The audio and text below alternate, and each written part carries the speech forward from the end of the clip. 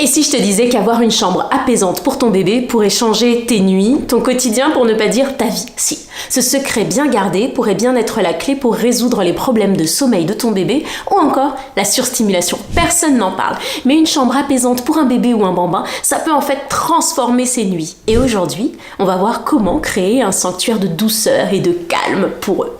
Quel est le programme? On va commencer par voir pourquoi est-ce qu'il est si important d'avoir une chambre apaisante pour un bébé ou un bambin. Ensuite, on verra en fait quelles sont les conséquences pour leur bien-être et leur développement si leurs chambres ne sont pas apaisantes. Et enfin, je t'expliquerai en détail ce que doit contenir une chambre apaisante. Tu es prête? C'est parti. Pourquoi une chambre de bébé doit-elle absolument être apaisante? Pour 3 raisons principales. La première raison, c'est tout simplement faire en sorte que notre bébé ait un sommeil de qualité. Tu sais, ce fameux sommeil reposant. Et justement, une chambre apaisante, ça va lui permettre d'avoir ce sommeil de qualité. Et ça, c'est essentiel pour le bien-être et le développement de nos bébés. Un environnement calme et sans distraction, ça contribue à faire en sorte que notre bébé ou notre bambin s'endorme facilement et surtout qu'il reste endormi toute la nuit. Et on adore la deuxième partie de cette phrase. La deuxième raison, c'est tout simplement parce que ça va lui permettre naturellement de réduire son stress, d'être dans un environnement apaisant. Les stimuli excessifs comme les couleurs vives, les sons forts, ça va juste perturber leur système nerveux et ça va augmenter leur niveau de stress. Et enfin, la troisième raison, c'est tout simplement parce que ça va permettre à nos bébés d'adorer leur routine et de se sentir encore plus en sécurité.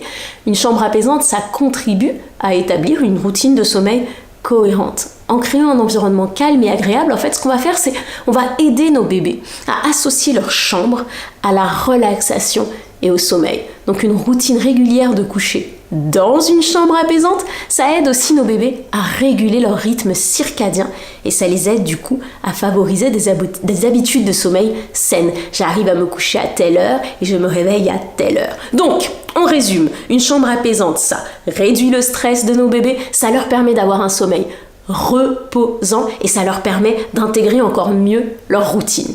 Bon.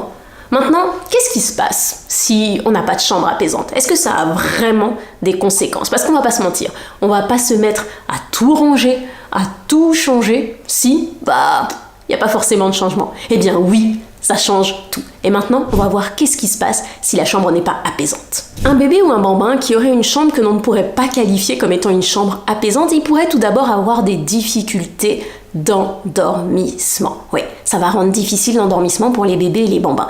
Les stimuli visuels, sonores ou tactiles, ça peut vraiment perturber le calme dont ils ont besoin pour s'endormir. Mais ça peut aussi entraîner énormément de réveils nocturnes et des troubles du sommeil.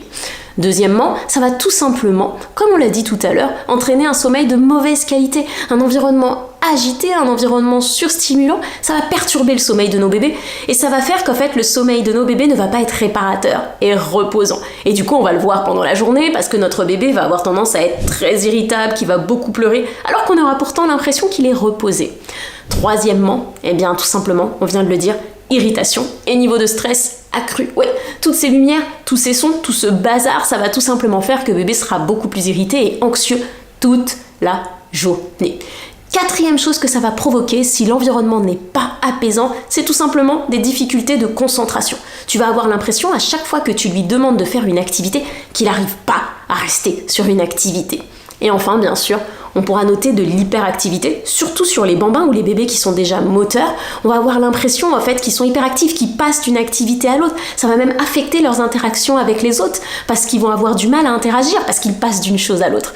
Et du coup, bien sûr, on va voir qu'ils vont avoir du mal à réguler leurs émotions. Donc, tempête émotionnelle à répétition.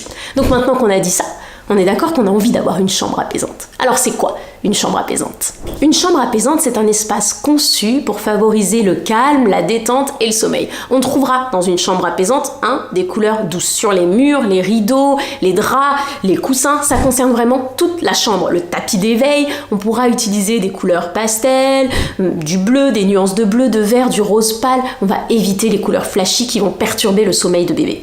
Deuxièmement, un éclairage tamisé. On va opter pour une lumière douce et on évitera, tu sais, le gros plafonnier avec la lumière blanche. Pareil, si tu as une veilleuse, tu vas faire en sorte que ta veilleuse ait une lumière chaude et que son intensité soit très faible. Troisièmement, un mobilier fonctionnel et minimaliste. Je rigole parce qu'on a tendance à se dire pour les bébés « Oh mais de toute façon, il n'utilise pas encore sa chambre. » Donc on en profite, on stocke des trucs. Alors que non, la chambre de notre bébé n'est pas une cave. On va faire minimaliste, on met dans la chambre les choses qui lui sont nécessaires et c'est tout. Le fait d'avoir un environnement surchargé, ça va juste faire qu'il y a cette atmosphère, tu sais, d'environnement encombré et que du coup, chambre pas apaisante et du coup, surstimulation. Quatrième chose, la qualité de l'air. On n'en parle pas assez. Il faut absolument s'assurer que la chambre de bébé est bien ventilée pour maintenir une bonne qualité de l'air. Tu aères la chambre de ton bébé tous les jours. Je t'assure, c'est hyper important. Cinquièmement, l'organisation. Un bébé doit absolument se coucher tous les soirs dans une chambre rangée. Donc oui, j'entends, la journée il joue, c'est un peu le bazar, c'est ok. Mais le soir, lorsque tu viens te coucher avec ton bébé, il faut absolument que sa chambre soit rangée. Sixièmement, les bruits ambiants. Je sais que certaines personnes vivent dans des environnements assez bruyants, tu sais, une rue bruyante, etc.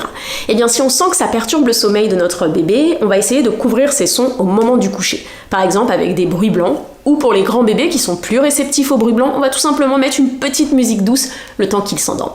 Et enfin, septièmement, ce qu'on ne voudra vraiment pas trouver dans une chambre apaisante, c'est des mobiles ou toutes les décorations qu'on va venir mettre au mur et qui risquent de provoquer des ombres lorsqu'on va éteindre la lumière. Alors qu'est-ce qui se passe? Lorsque tu vas mettre le mobile au moment de l'endormissement, tu vas dire « Waouh, ça fonctionne, il est complètement hypnotisé ». Ouais, mais il a été prouvé que les mobiles et toutes ces décorations qu'on peut mettre en hauteur provoquent des réveils nocturnes. Pourquoi? Imagine-toi, t'es là, tu dors tranquillement et puis à un moment t'as un micro-réveil pour te replacer ton coussin. Et là, boum, tu vois des ombres. Eh bien, il y a des chances, je peux te le dire, que tu te rendormes pas tout de suite. Eh bien, c'est pareil pour les bébés. D'accord? Bon, moi, je vais pas te mentir, il y a certains bébés, en fait, lorsque tu vas changer quelques petites choses dans leur chambre, ça va rien leur faire. Il y en a d'autres, dès que tu vas ajouter un cadre, ça va complètement bouleverser leur sommeil. Donc, la règle d'or, ça reste toujours la même, c'est l'observation. Je sais, c'est fatigant. Bon. Avant de te laisser, si jamais là tu te dis ok mais moi je sais pas trop où j'en suis, est-ce que mon bébé il est surstimulé, est-ce que mon bambin est surstimulé, je te propose de faire mon quiz gratuit, je t'ai mis le lien dans la description, ça va te permettre de savoir où est-ce que tu en es niveau surstimulation, est-ce que ton bébé est surstimulé ou est-ce que tout va bien et comme ça tu vas pouvoir avoir toutes tes réponses. Bon, je te laisse ici, si cette vidéo t'a plu n'hésite pas à t'abonner et je te dis à très bientôt.